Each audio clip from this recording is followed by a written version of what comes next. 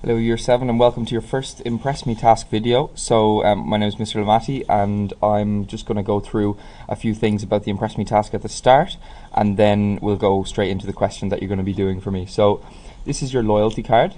You'll get one of these once you've completed your first task. There'll be a signature here and the date of when I signed it. Your name will go here, simple as that. Just want you to get as much knowledge as you possibly can and use that to your advantage when you move forward through the school, and try and make as much progress as you possibly can. These stamps or these signatures will eventually get you the possibility of getting a prize, so I want you to try and get as many of these as possible, if not all 6, and then there'll be some nice prizes at the end, like the smiley face keychains that you might have seen if you're in my lessons, or some sweets and stationery and stuff like that. So that's the loyalty card. I'm going to put that to one side and we're going to go straight to the question. So the question says, compare the reliability of 2 development indicators and how they can be used to show development. So in your exam paper you will have gotten something similar to this, a question asking you to look at how GDP can show development now across the world. We're going to use GDP as an example for the first one part of this answer, and we're going to be comparing it with a social development indicator. So it is important that you do what's called the bug strategy, which we'll have briefly looked at, but you box your command word, you underline your keywords, and then when you've finished your question, or during your question if you're looking for some inspiration, you look back at your question, glance back at your question, okay, and just make sure that you're using all of the keywords that you've underlined and that you're answering the question in the right way based on the command word and the keywords that you've got. So we're going to box the command word, it's compare, and by looking at that we're immediately going to draw this idea of I need to use comparatives, and a comparative word, for example, might be if the 2 things that you're comparing are similar, it could be similarly. So ask yourself the question, can I use the word similarly? Are these 2 development indicators similar? And if they're not like each other, if there are differences, you can say contrastingly, because contrast is difference. So contrastingly can be the first word that you're opening up with in a new line. Okay? What I want to see is that you've got the use of comparatives, and that's going to stop you from capping yourself at what's called 2 marks. The 4-mark question actually, so basically it's capping you at 2 marks. There's no levels in this question, whereas there might be levels to answers in later questions. So do not get capped. We don't want that to happen. We don't want to not use these and stop ourselves from getting easy marks. So we're going to compare the reliability, very important. Can we trust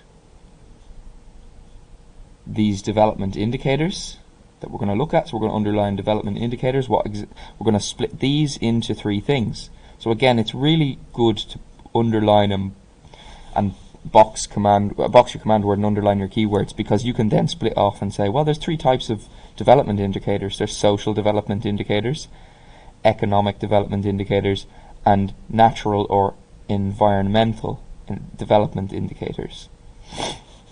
For social development indicators, one of the ones that we're going to look at today is literacy rate. For economic development indicators, we're going to look at your GDP per capita, and for environmental indicators you could look at something like the percentage of a population of a country that drives electric cars if they own a car. So what percentage of owned cars are electric cars? Okay, so we're going to go and finish off this then. How can this be used to show development? So compare reliability of development indicators and how they show development. And by looking at how they show development, how are they showing growth? So again, really important to bug the question, because we can come off from this concept of how do they show growth, how do they show change, okay, and how do they show anything that is a barrier to development. And simple as that. So we're going to come down and answer our question now. We're going to look at how we can structure it. I'm going to start off by using the words from the question in answering the question, and I'm going to draw you some sentence starters that you will finish off and maybe put some keywords over here. So compare the reliability of two development indicators. Two development indicators I've studied. Just to give you a wording, you don't need to write it in this exact way, but two development indicators I have studied are.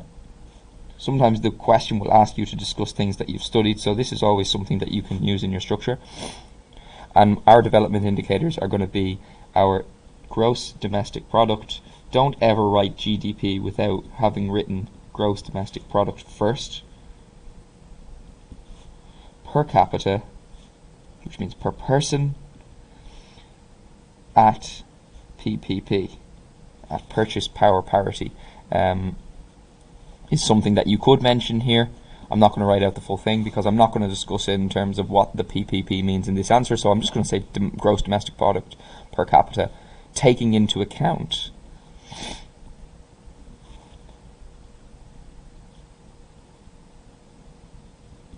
the cost of living.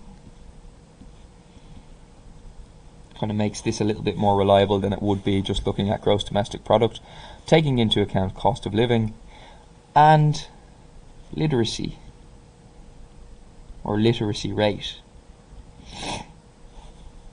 Okay, so we've introduced our two development indicators and we're going to compare how reliable they are. There are similarities and there are differences.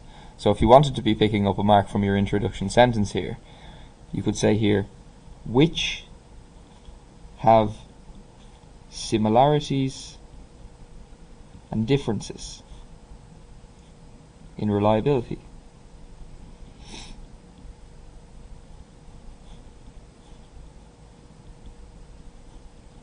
Or you could say which are both reliable. You could say which are both unreliable in some ways, rather than saying that they're similar in some ways and different in other ways. So just options for you to start off. So that's your introduction to the 4-mark answer.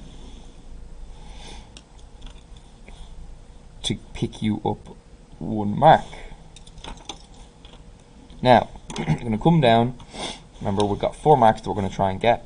So we're going to come down here and start comparing the reliability of these development indicators. So what do we know about the ones that we've chosen? What do we know about GDP, gross domestic product per capita? Well, it's the amount of money gained from basically the amount of money gained from all of the goods and services in our country. Okay, so the money coming into our country from goods and services. So we can say GDP per capita indicates that the amount of money from goods and services in our country going to the country doesn't need to be just the people of the country, can also be going to businesses and businesses that are registered to that particular country that you're looking at, and it can also be the government that receives money for these goods and services. Okay, so there's a number of different parties involved there. Okay, and you can then go on and say, well, this is reliable or this is unreliable because, and I want you to be able to give me your own idea. But what we can say is that if we're looking at a poor country, that country might have a high GDP but a lower gross national income, which is looking at just specifically the income of the population, average income of the population. So it's a bit of a kind of a figure that has some asterisks to it. So GDP per capita has asterisks. We have to come down and say, well, this is all of the money for goods and services going to the entire country, but there might be a big difference, a big gap in where that money is going. Poor people down here and rich people up here. Okay, where is the money going? This is reliable because, or this is unreliable because we don't know how much of this money that's coming from goods and services here goes to rich or poor people. However, we could probably say that we know that the majority of it is going here. Right. And then you're going to get 1 mark for doing that. Alright, so a second mark here. And then we're going to come down to 1 more sentence, and we're going to say, whereas. So whereas literacy, or literacy rate, is, and you talk about the amount of people that can read and write, or speak well, communicate well, whatever way you want to phrase it. So this is more reliable or less reliable. I'm going to say it's more reliable, because it's kind of an indication of where the money is going. You're going to see a percentage of the population that has the ability to read and write. Shows the percentage. You're going to write out the word percentage, though. You're going to have to say percentage in full letters. We're going to save it at the time. Shows the percentage of people who can read and write. So we're saying this literacy, which is people who can read and write, or we're saying literacy is more reliable because it shows the percentage of people who can read or write. And tell us about development.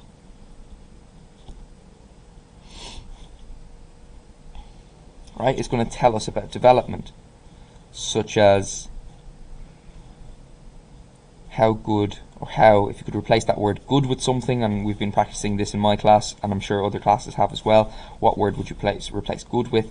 So such as how good the education is in schools.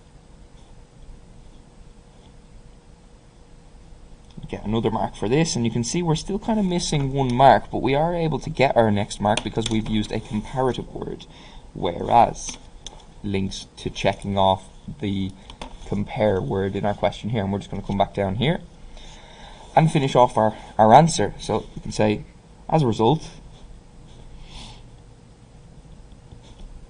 it is clear that,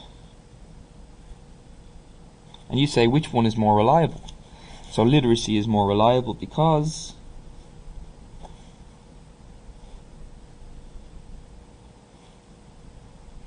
it is difficult to tell how well developed the country is based on its GDP per capita. It's difficult to look at how poor people are developing or how the country is treating poor people. It's more, literacy is more reliable because it's easier to tell by looking at even if there's a 10% or 15% percentage of people that can't read or write. It's clear that the government isn't doing what it needs to do to meet the demands of those people to be able to read or write. That more money needs to be invested in school, for example. Alright, that's the end of the video. 13 minutes, not too bad for a first video, especially talking about what kind of things you need to include in your answer, as well as what the Impress Me Task Loyalty card looks like. Pause when you need to pause in this video, and again, it's a 4-mark question. You're looking at 4 main sentences and making sure that you use your whereas or your similarly or your contrastingly comparative words. Alright, good luck with that. Don't forget to bug your question and submit your work to me on Google Classroom. Thank you very much.